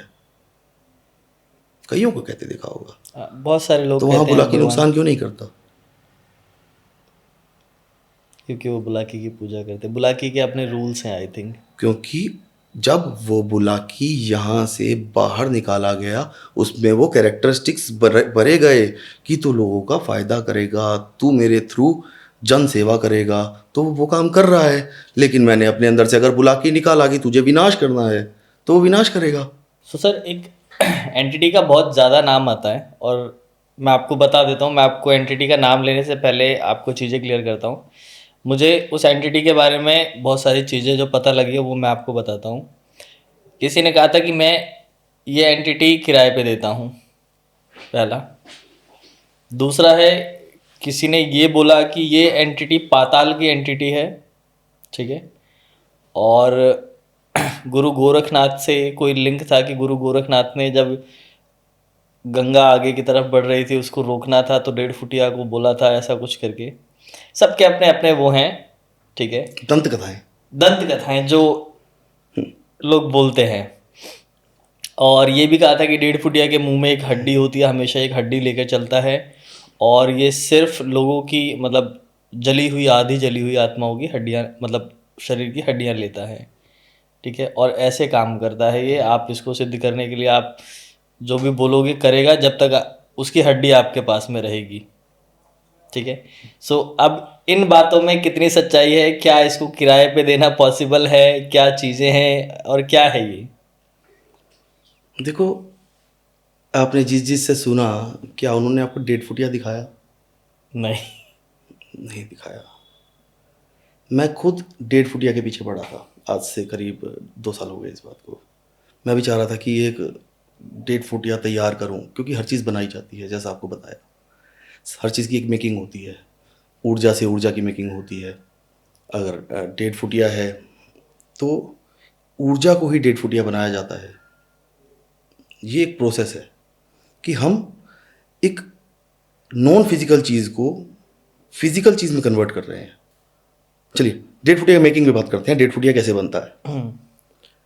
डेड फुटिया ना एक जानवर होता है, जो रियलिटी बता रहा हूँ, ठीक, और ये भी बता रहा हूँ कि मैं नहीं बना पाया, तो हवाबाजी नहीं मार रहा। जो तरीका मैंने उसका सुना था और फिर गुरुजी से उसकी बात करी थी, फिर उसको बनाने के ऊपर ध्यान दिया, पर पूरा नहीं कर पाया। बिकॉज डेड फुटिया बनाना इजी है, प्योर डेड फुटिया बनाना इजी नहीं है। इट्स जस्ट लाइक कि अभी अगर हम कोई और एंटिटी बनाते हैं, किसी के पास कोई योगिनी है, वो 2-4 काम कर सकती है, किसी के पास दूसरी है, वो पूरे षट कर्म कर सकती है, तो मीन्स उसने अपने हिसाब से ऊर्जा भरी, इसने अपने हिसाब से ऊर्जा भरी। तो सेम डेड फुटिया में है। यहाँ क्या होता है, एक ना जानवर होता है, जस्ट जंगली जानवर है, वो ज़्यादातर हिडन रहता है। जैसे हमारे नॉर्मल गांव में घूमते हैं ना कबर बिच्छू, सुने होंगे आपने, जो कब्रों के अंदर घूमते हैं, तो इसी तरह का वो भी छुपा हुआ रहता है। इसी तरह का एक जानवर होता है, वो धरती के अंदर कहीं छुपा हुआ रहता है, और उसके ना प्रॉपर इलाके होते हैं। कुछ एक जंगल है जहाँ पे वो रहता है। अभी वो डेड फुटिया नहीं है, अभी बस उसका नाम डेड फुटिया दिया गया है। अभी वो सिर्फ एक जानवर है। अब जैसे उल्लू होता है, उल्लू के पंजे काट लिए जाते हैं, उन पंजों से तंत्र किया जाता है। कोआ होता है, कोए की बीक काट ली जाती है, उसके पंख ले लिए जाते हैं, उससे तंत्र किए जाते हैं। मोर के पंख होते हैं, उससे झाड़ा दिया जाता है, नकारात्मकता उतारी जाती है। तो हर जितने भी ये जानवर है ना, इन जानवरों के जो स्पेयर पार्ट्स है ना, इन स्पेयर पार्ट से कोई ना कोई काम लिए जाते हैं। करेक्ट। मतलब मोर का अगर पंख कटा तो पंख के अंदर कुछ ना कुछ तो है ना, कि वो झाड़ा देने पे काम करता है। उसमें वो ऊर्जा भरी गई है, अभिमंत्रित किया गया है। रुद्राक्ष है, रुद्राक्ष तो पेड़ से टूट गया, अब तो निर्जीव है, पर उसमें ऊर्जा भरी जाती है, उसको फिर से जीवित किया जाता है। सेम कहानी डेड फुटिया की है। वो जानवर होता है, उसको तो मार दिया जाता है, जानवर तो मर गया, अब तो डेड है, लेकिन उसकी 2 हड्डियां होती हैं जो जुड़ी हुई होती हैं, उसको उठा लिया जाता है। अब इसके अंदर ऊर्जा भरी जाती है।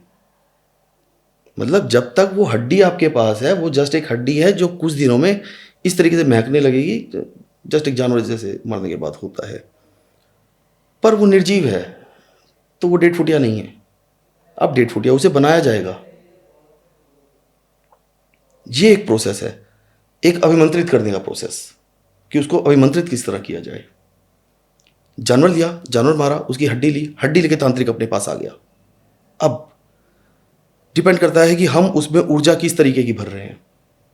मान लीजिए मेरी पहुंच जो है वो ज़्यादा ऊंची नहीं है, मेरी पहुंच है शमशान के छोटे मोटे कल्बों तक, बच्चों की आत्माओं तक, तो मैं उसमें वो आत्मा भरूंगा।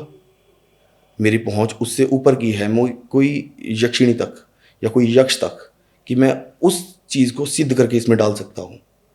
गेटिंग, इतनी ऊर्जा मेरे में है, तो मेरा डेड फुटिया जो होगा वो स्ट्रॉन्ग हो जाएगा कलबे वाले से। मीन्स ये जो डेड फुटिया है ये ज़्यादा काम करेगा। करेक्ट। एक जनरल छोटा डेड फुटिया कलबे का, वो क्या कर लेगा ज़्यादा से ज़्यादा? किसी के घर जाएगा, वहाँ आतंक मचा देगा, वहाँ नींबू उछाल देगा। उससे ज़्यादा बढ़ के अगर आप करना चाहोगे तो गुड़िया हिला देगा, ठीक, क्योंकि उसकी लिमिट यही है। तो उसमें ऊर्जा भरी जाती है, उसमें ऊर्जा भरी यक्ष की, यक्षिणी की, तो शायद वो कुछ एक पैसा भी ला करके दे दे। इनकी भी लिमिट होती है कि ये कितना ला करके दे सकते हैं। यक्ष भी, यक्षिणी भी, योगिनी भी, जितनी भी ये एंटिटीज़ होती हैं, जब भगवान हमें गिन गिन के पैसा देता है तो इनको भी गिन करके ही देता है। तो इतना लेके जा सकता है भाई, बस। अगर उसकी लिमिट होगी, वो 800 रुपये लेके आ सकता है, तो 800 रुपये दिहाड़ी लेके आएगा। तो ये लिमिट्स होती हैं, सेट होती हैं। अब डेड फुटिया को अगर आपने सुपर स्ट्रॉन्ग करना है तो उसमें सुपर स्ट्रॉन्ग एंटिटी भरी जाएगी। अगर हम सनातन के अंदर आए तो आप कह सकते हैं ब्रह्म राक्षस या ब्रह्म देवता। ये डिपेंड करता है मैं उसमें क्या भरना चाहता हूँ। ब्रह्म राक्षस भरूंगा तो वो काम करेगा जो ब्रह्म राक्षस करता है, मुझे उसे वो भोग देना पड़ेगा जो ब्रह्म राक्षस को चाहिए।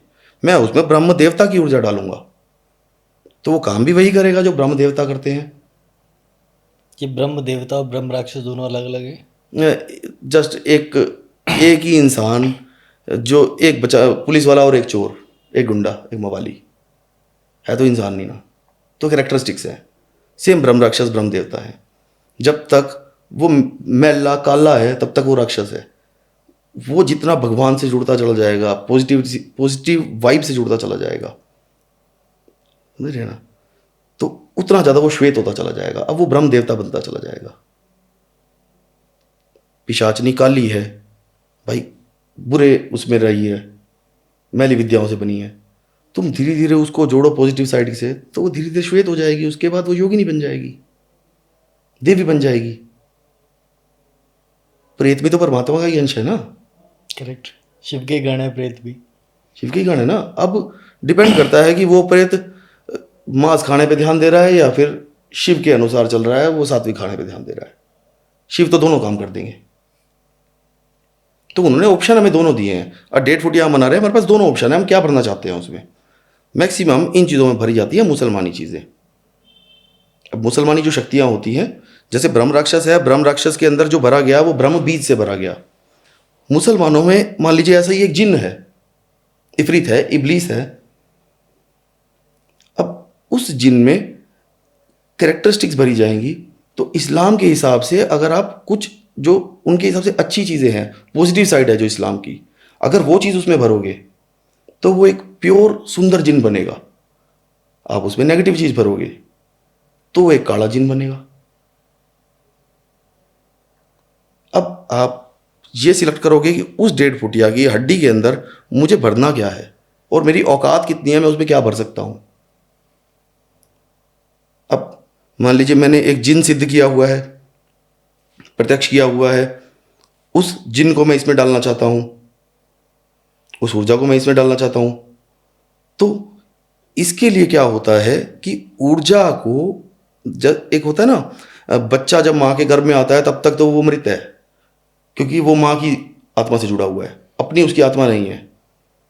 वो जीवित है लेकिन माँ की आत्मा से है। लेकिन जैसे ही वो गर्भ से बाहर आता है, शरीर से बाहर आता है, तो उसमें ऊर्जा डाली जाती है, उसमें आत्मा डाली जाती है। इसीलिए उसका बर्थ तब माना जाता है जब वो बाहर निकला। उसी के हिसाब से उसकी कुंडली बनती है। मतलब मृत के अंदर ऊर्जा डालना जो कार्य सिर्फ शिव कर सकते हैं। अब वो एक मृत है, मुझे उसमें ऊर्जा डालनी है, वो कार्य कौन करेगा? इंसान। शिव। हाँ, शिव। इंसान करवाएगा, शिव के थ्रू करवाएगा।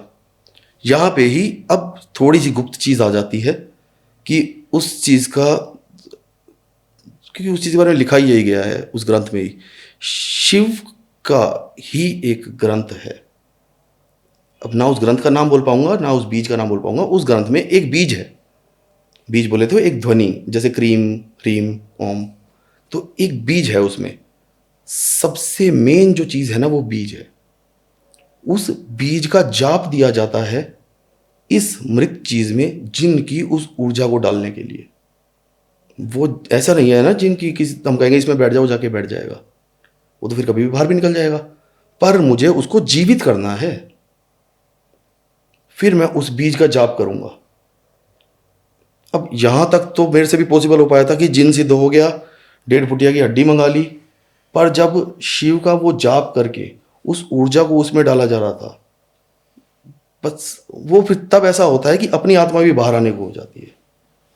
छोटी मोटी ऊर्जा हम डाल देंगे, कलवे की डाल दी या कोई और छोटी मोटी प्रेत की डाल दी, पर जब हम प्योर चीज़ बनाने पे आते हैं ना, यहाँ प्योरिटी मैटर करती है कि वो 1.5 फुटिया ऐसा काम कर दे। भाई यहाँ पे 10,000 करोड़ भी पड़ा है तो विद इन सेकेंड्स लंदन में वो ऊर्जा मैं उसमें डालना चाहूँगा अगर,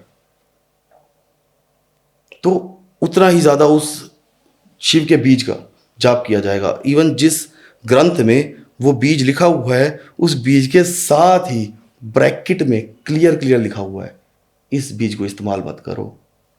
इसका इस्तेमाल करना ही मतलब इसका यूज़ करना ही इसका मिसयूज़ है।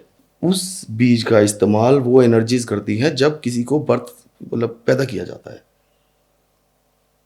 लेकिन हम उसका इस्तेमाल कर रहे हैं एक ऐसी चीज़ के लिए जो कायदे से एक हाइब्रिड है, ठीक ना। हाइब्रिड बोले तो कि एक जानवर में मुर्गे की आत्मा होती है, लेकिन हम एक जानवर में कोई और आत्मा भर रहे हैं, वो एक हाइब्रिड ब्रीड है। इस तरीके से 1.5 फुटिया बनता है। इवन जब उस हड्डी के अंदर वो जिन इंसर्ट किया जाता है या कुछ भी इंसर्ट किया जाएगा, वट एवर, जो भी ऊर्जा उसके अंदर डाली जाएगी वो सच में जीवित होती है, सच में इस तरीके से जीवित होती है, उसके ऊपर धीरे धीरे मांस आना शुरू होता है, बाल आना शुरू होते हैं। अब वो जीवित है, वो सब देख सकता है उसके अंदर, क्योंकि जो जिन बैठा है, अब वो जिन उसके अंदर आकर के 1000 गुना ज़्यादा शक्तिशाली हो चुका है जितना वो पहले था। इसीलिए जो ये दूसरी साइड है, डार्क साइड, इसके अंदर जो डेड फुटिया है सबसे ज़्यादा शक्तिशाली माना जाता है, क्योंकि इस हड्डी के अंदर जो चीज़ चली जाएगी मल्टीप्लाई बाय 1000 कर दो, उतनी ऊर्जा बढ़ गई उसमें। अब यहाँ चीज़ आ जाती है कि मान लीजिए वो डेड फुटिया है। अब कुछ लोग बोलते हैं कि डेड फुटिया अगर तुम्हारे पास आएगा, इवन मेरे पास भी आज से करीब कुछ समय हो गया, उत्तराखंड से कॉल आया था एक, उसमें एक लेडी के हस्बैंड ने 2 डेड फुटिया सिद्ध करे हुए थे। तो अब उसका जो पति था वो चल बसा, पर उसने जो डेड फुटिया सिद्ध करे हुए थे उसमें उसने जो पावर डाली हुई थी, जो एनर्जीज डाली हुई थी, वो इस तरीके डाली हुई थी कि वो भोग भी मांगती थी, संभोग भी मांगती थी। अब वो डेड फुटिया रात को उसी पे चढ़ रहे थे। वो कहती है जी मेरी जान बचा लो, ये डेड फुटिया मेरे से ले जाओ। पर जब उनकी क्वालिटी देखी तो भाई, अब आप कुत्ता लेने जाओगे, क्वालिटी ख़राब होगी तो लेकर के आओगे क्या? फ्री में भी नहीं लाओगे। जनरल बात है, होता है। तो सेम कहानी। क्या देवता किसी को दिए जा सकते हैं? बिल्कुल दिए जा सकते हैं, ऊर्जा दी जा सकती है। ये भी एक प्रॉपर प्रक्रिया होती है कि इसमें क्या होता है, देखो देवता प्रॉपर ये नहीं दिया कि मैंने उर्वशी सिद्ध करी और अपनी उर्वशी किसी को दे दी, ऐसा नहीं होता। जिस ऊर्जा से मैंने उस उर्वशी को बनाया, उस ऊर्जा को मैं ट्रांसफर करूंगा, अब ये अपनी उर्वशी बनाएगा। तो देवता नहीं दिया जा सकता। जस्ट अगर प्रॉपर हम भाषा के हिसाब से जाएं तो वो ऊर्जा दी जा सकती है जिससे उसके खुद के देवता का निर्माण हो जाएगा ऑन द स्पॉट। मैंने एक ऊर्जा दी, तीसरी आंख खुली, तो वो ऊर्जा देना ही हुआ। ये शक्तिपात था। जो सामने हुआ वो प्रत्यक्षीकरण था। बहुत सिंपल चीजें हैं, बस एक बार समझ में आने वाली बात है। एक बार अगर कर लिया तो ये कॉमन हो जाएगा। शक्ति लेना, शक्ति देना, शक्तिपात करना। हाँ, यूं नहीं होता कि मैं मेरे शिव को उठा के तुम्हें दे दूंगा। कैसे दे दूंगा यार? वो तो मेरे साथ है ना। वो दोबारा यहां से यहां जा सकता है, यहां से यहां नहीं जा सकता। वहां से अपने का निर्माण होगा। क्या साइंस ऐसा कर देगा कि मेरी बॉडी में से स्पर्म्स निकाले, आपके अंदर इंसर्ट करे और आप उस स्पर्म से बच्चा पैदा कर दो? नॉट पॉसिबल ना, फिजिकली नॉट पॉसिबल। तो नॉन फिजिकली भी पॉसिबल नहीं है कि मैं अपना देवता बनाऊं, देवता आपको दे दूं और आप अपना निर्माण करोगे, मैं अपना निर्माण करूंगा। ये होता है शक्तिपात, ऊर्जा का ट्रांसफर करना, शक्ति का पात करना, शक्ति देना, सिद्धि देना नहीं। तो भाई शक्ति किसी को देवता डायरेक्ट नहीं दिए जाते। इस भ्रम में ना रहे कि किसी से देवता लेना है। और ये 1.5 फुटिया रेंट पे देने वाला क्या मैटर है? नहीं, वो फिजिकल चीज है ना। 1.5 फुटिया तब तक नॉन फिजिकल था जब तक वो मेरे लिए एक ऊर्जा थी। बट आफ्टर दैट कि वो 1.5 फुटिया बना दिया गया, अब वो फिजिकल हो गया है। समझ रहे? अब वो एक ऐसी छड़ है जो ना चल फिर सकती है, ना घूम सकती है। और उसको पटक दिया तो यहीं पड़ी रह जाएगी, क्योंकि मंत्रों से उसे बांधा हुआ है। अगर मैंने उसे आज़ादी दी हुई है कुछ उड़ने की या गायब होने की, तो मेरी दी हुई आज़ादी है।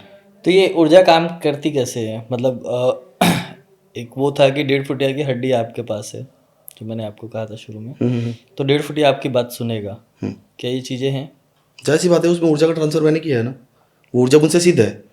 जिन जो उसमें ट्रांसफर करूंगा, जिन ऑलरेडी मुझे वचन दे करके बैठा है, वचन तो रहेगा।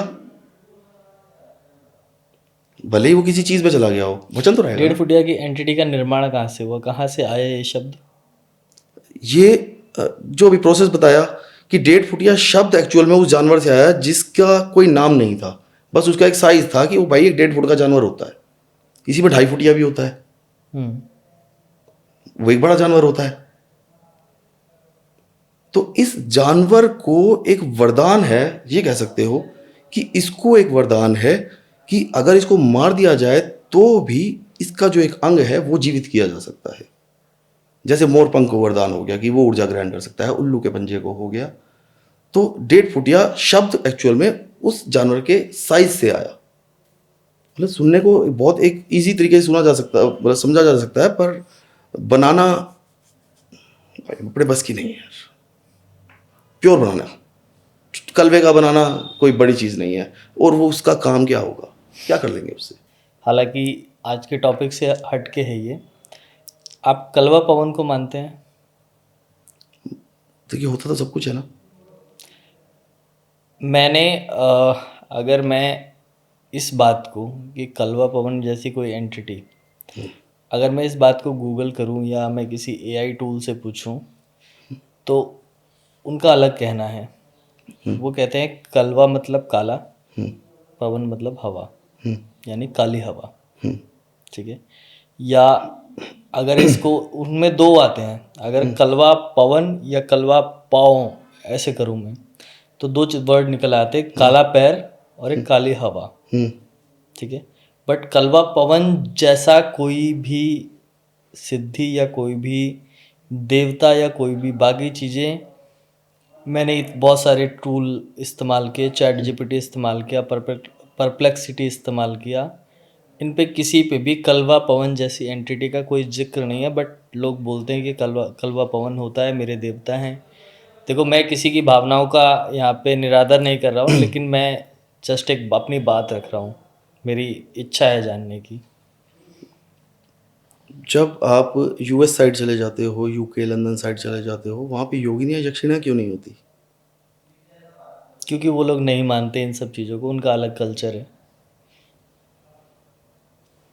क्योंकि लेकिन हमारे यहाँ लोग, मैं आपको इसका भी एग्जांपल दे देता हूँ। अगर आप वहाँ, इतनी दूर जाने की ज़रूरत ही नहीं है। आप अगर यहाँ हिंदू और मुस्लिम दो ही धर्म मेनली चलते हैं, आप मुस्लिम धर्म में जाएंगे तो उनके लिए सिर्फ जिन्नात और जिन होते हैं। ठीक है। उनके लिए प्रेत प्रेतनी जैसी कोई चीज़ें नहीं होती हैं। प्रेत प्रेतनी जैसी चीज़ें हिंदू धर्म में होती हैं।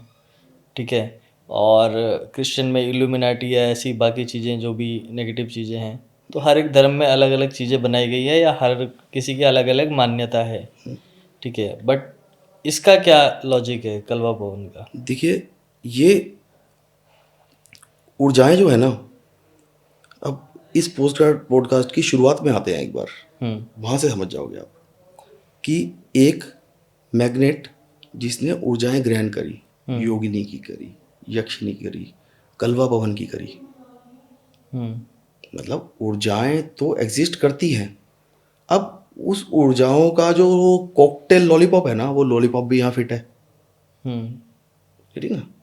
और इसमें अब जो ऊर्जाएं बन रही हैं, क्योंकि ब्रह्मांड लगातार बढ़ रहा है, साइंस भी कहता है, आध्यात्म भी कहता है। तो मतलब ब्रह्मांड बढ़ रहा है तो ऊर्जाएं भी बढ़ती जा रही हैं। वो लगातार यहाँ पे बढ़ती चली जा रही हैं। अब आपको देखना है आप उसमें से कौन सी ऊर्जा को जागृत करते हो। अगर आप उसमें से कलवा पवन को जागृत करते हो तो वो जागृत हो जाएगी। बट मेरा क्वेश्चन ये है कि कलवा पवन का जिक्र किसी में क्यों नहीं, किसी पुराण में या किसी शास्त्र में या किसी उसमें क्यों नहीं किया गया है? ऐसी कई करोड़ों चीज़ें हैं जिनका कहीं जिक्र नहीं है। आप अगर बंगाल की तरफ जाओगे ना, बंगाली जादू में, तो हीरू बीरू, हरिया जरिया, कभी सुना नाम? नहीं। ग्रामीण तंत्र के अंदर बहुत बड़ी बड़ी चीज़ें हैं ये। विद्याधर जो गोदाम की शिफ्टिंग करता है, हरिया जरिया जो नोटों की बारिश करते हैं, मतलब चीज़ें हैं। अब उसकी मेकिंग हमारे ऊपर है। अगर मैं कलवा पवन की मेकिंग जानता हूँ, मैं उसका बीज जानता हूँ कि इस तरीके से कलवा पवन बन सकता है, तो वो बनेगा। अब शास्त्र के अंदर आज से कुछ समय पहले जब शास्त्र या वेद पुराण लिखे गए थे, उस समय कोई उस चीज़ के बारे में जानता ही नहीं था, तो कैसे लिख देगा? ब्रह्मांड बढ़ा, ऊर्जाएं बनी, वो ऊर्जाएं धीरे धीरे बनी, जो बन चुकी है हमारे सामने है, जो आगे बनेंगी वो हमारी आगे आने वाली पीढ़ियों के सामने होंगी, हम उन्हें नहीं जानते। तो एंटिटीज जो है वो लगातार बनती चली जा रही हैं। इसीलिए जो हमारा विज्ञान है वो सीमित है। जब वो लिखा गया, शास्त्र सीमित है, जब वो लिखे गए थे उस समय जब कोई चीज़ बनी ही नहीं थी, तो उसके बारे में कैसे लिखा जा सकता है? बट शास्त्रों में परिवर्तन भी तो नहीं किया जा सकता अब। सर वो तो लिख चुके हैं लिखने वाले, ठीक। और इसीलिए जो शास्त्र है ना वो पुराने हो चुके हैं। अब उनका ना बस उनकी जो वर्थ है ना वो वर्थ 10% रह चुकी है, 90% अपडेट हो चुका है सब कुछ। गोल्ड फिश एक्वेरियम वाली, ये एक हाइब्रिड फिश है जो इंसान ने बनाई है। पर अगर हम इतिहास में, सृष्टि के इतिहास में जाएंगे, वहाँ गोल्ड फिश का नाम थोड़ी होगा, क्योंकि बनाई बाद में गई। तो ये वो एंटिटीज हैं जो बनाई बाद में गई। पीरों में आ जाओ, के सरमल बावरी जी हैं, सबल सिंह बावरी जी हैं, साईं बाबा हो गए, या आपके कुछ एक और पीर हैं जो पैदा ही आज से कुछ 100-200-1000 साल पहले हुए, लगा लीजिए, जिनके समय का वो है। जैसे तो उनके बारे में वाल्मीकि कैसे लिख देंगे? उनकी भी जो त्रिकालदर्शी थे, एक सीमा थी ना कि इस सीमा तक मैं देख सकता हूं, उसके बाद क्या बनेगा उन्हें क्या पता। तुलसीदास कैसे लिख देंगे? तो तुलसीदास वही लिख पाए जितना वो देख पाए। रामचरितमानस मतलब क्या है कि रामचरितमानस पढ़ते हैं हम लोग, क्या वो सच है? वाल्मीकि रामायण से ज्यादा तो नहीं, तुलसी के हिसाब से तुलसी वो के सच हिसाब है। से, हाँ। क्योंकि वो रामचरितमानस है, मतलब राम के चरित्र को जो मैं अपने मन से मानता हूं, रामचरितमानस। तो मैं अपने मन से जो आ रहा है कि राम ऐसे होंगे, ये सब उन्होंने किया होगा, वो लिख दिया। वाल्मीकि ने भी इसी तरीके से रामायण लिखी कि जितना वो देख पाए। इसी तरह काकभुसुंडी नाम का एक कौवा था, उसने भी रामायण लिखी 10 श्लोकों में, खत्म। हैं तीनों रामायण, और तीनों को पढ़ने का जो हमें रिजल्ट मिलता है, या फिर क्या कहते हैं उसे, आउटपुट मिलता है, वो बराबर होता है। भले आप वो 10 श्लोक पढ़ लो, 100 पन्ने पढ़ लो, या 1000 पन्ने पढ़ लो, बिल्कुल एग्जैक्ट सेम है। क्योंकि उसने अपने मन से लिखा, वो इतना लिख पाया, इसने अपने मन से लिखा, वो इतना लिख पाया। सो सेम एंटिटीज हैं। मैं एक किसी भी चीज़ को बनाना चाह रहा हूँ, मैं कलवा पाउन को बनाना चाह रहा हूँ, मैं उसके बारे में जितना जानता हूँ उस हिसाब से मैं उसका निर्माण कर पाऊंगा, तो मेरा कलवा पाउन उतना सीमित होगा। अगर आप बनाना चाह रहे हैं, मैं नहीं कह सकता ना कि आप कितना ज़्यादा डीपली जानते हैं उसको, उसकी शक्तियों को, तो आप कितना ज़्यादा उसे भयंकर बना सकते हैं, आक्रामक बना सकते हैं, उग्र बना सकते हैं, या कितना सौम्य बना सकते हैं। इन्हें बनाना हमारे हाथ में है। ऐसा देखिए, एक विद्या होती है धनुस्तंभन, नाम सुना है मैंने इसका। धनुस्तंभन के बारे में आप गूगल कीजिएगा, मिलेगा ही नहीं।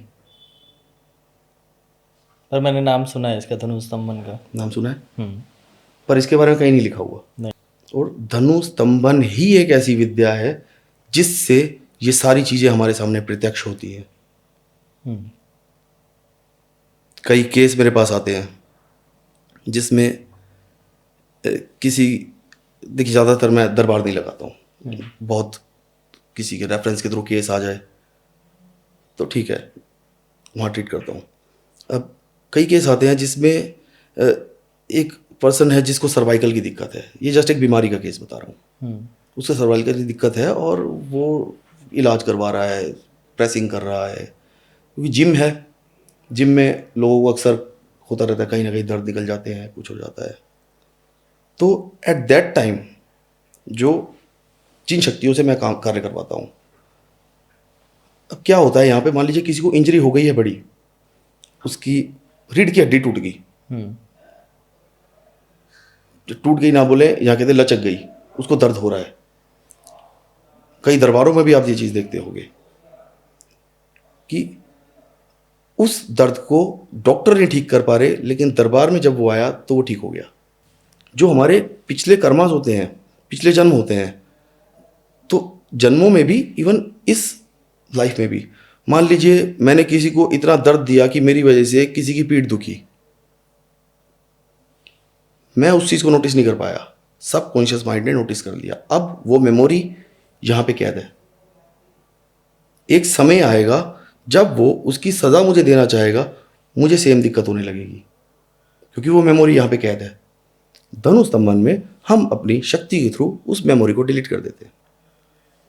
विद इन 10 सेकेंड्स वो बीमारी ठीक हो जाती है जिस बीमारी का इलाज वो पिछले 10 साल से करवा रहा था। उसको प्रेत की दिक्कत है, प्रेत उसके अंदर हाजिरी दे रहा है, क्योंकि कुछ उसके कर्म ऐसे थे कि वो प्रेत उसके अंदर बन गया, पैदा हो गया, वो प्लांट बन गया।